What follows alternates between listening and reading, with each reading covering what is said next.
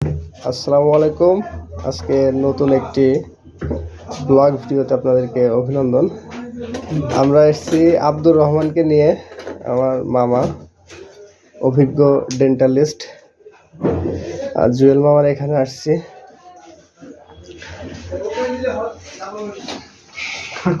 হা করো শোনা। আব্দুর রহমান। ও দাঁতে কি পুটিং করা লাগবে না? হ্যাঁ, ক্যাভিটি হয়েছে, পুটিং করলে হবে। আচ্ছা, এই যে ক্যাভিটি, এটা হয় কি কারণে মামা?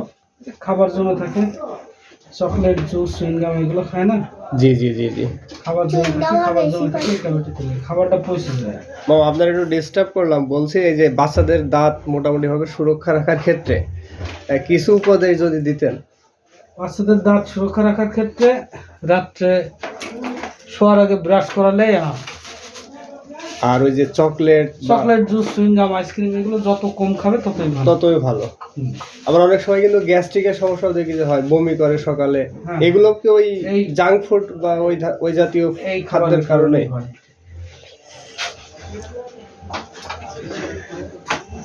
তো আপনারা সবাই মোটামুটি ভাবে চেষ্টা করবেন বাচ্চাদেরকে বাসায় খাবার তৈরি করে খাওয়াতে। হ্যাঁ, অবশ্যই।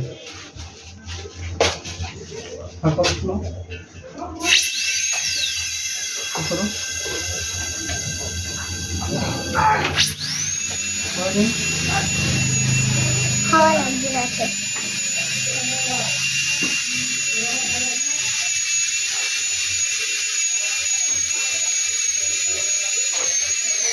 খাবারটা বের করে দাও যেমন।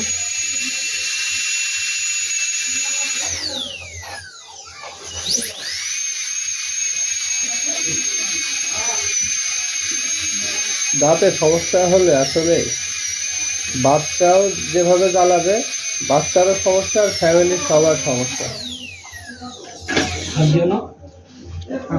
সবাই মোটামুটি ভাবে চেষ্টা করবেন বাচ্চাদেরকে